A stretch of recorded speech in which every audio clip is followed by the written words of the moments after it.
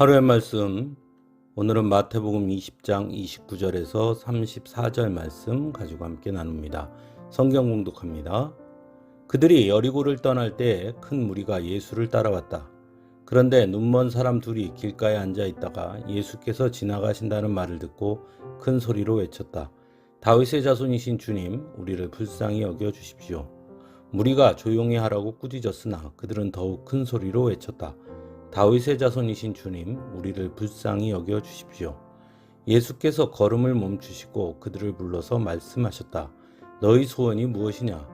그들이 예수께 말하였다. 주님, 눈을 뜨는 것입니다. 예수께서 가엾게 여기시고 그들의 눈에 손을 대시니 그들은 곧 다시 보게 되었다. 그들은 예수를 따라갔다. 아멘. 본문에는 눈먼 사람 둘이 예수님을 만나 눈을 뜨게 된 이야기를 전하고 있습니다. 그런데 본문을 읽다 보면 이해가 되지 않는 부분이 있습니다. 예수님께서 지나가신다는 소리를 들은 눈먼 사람 둘은 큰 소리로 다윗의 자손이신 주님, 우리를 불쌍히 여겨주십시오 라고 외칩니다. 어떻게 보면 당연한 것입니다. 그들은 볼 수 없었고 그래서 예수님께서 어디쯤 계신지를 정확하게 알 수 없었을 것이기 때문입니다.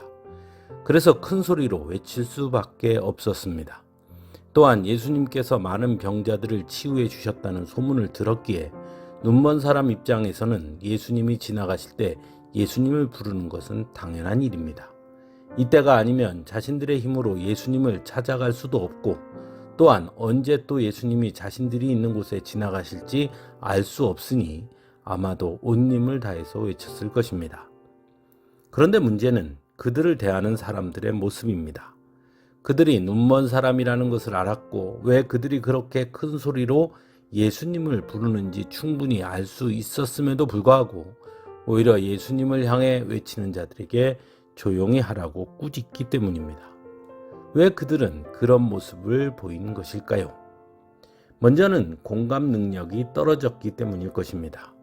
외치는 자들의 상황과 형편, 그리고 그들이 그렇게 할 수밖에 없는 이유에 대한 공감이 전혀 없었다는 것입니다.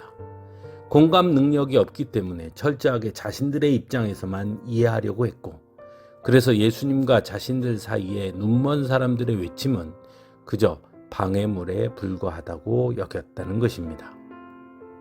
두 번째로는 그들은 예수님의 능력을 믿지 않았기 때문일 수도 있습니다. 즉 그렇게 소리친다 한들 뭘 할 수 있겠느냐는 생각을 할 수 있었기 때문입니다. 그러니 조용히 하라고 꾸짖습니다. 되지도 않은 일로 괜히 시끄럽게 하지 말라는 것입니다. 그러나 예수님은 달랐습니다. 예수님은 걸음을 멈추시고 그들을 부르십니다. 걸음을 멈췄다는 것은 곧 그들의 외침을 예수님께서 매우 중요하게 여겼다는 것을 뜻합니다. 그들의 외침에 귀를 기울였습니다. 공감하신 것입니다. 그리고는 너희 소원이 무엇이냐라고 질문하십니다.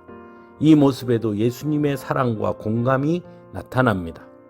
누구나 그들이 예수님을 부르짖은 이유는 눈이 멀었기 때문이라고 생각했을 것이기 때문입니다. 하지만 예수님은 그렇게 짐작하지 아니하고 그들에게 직접 물어보십니다. 정말 내가 원하는 것이 무엇이냐고 말입니다.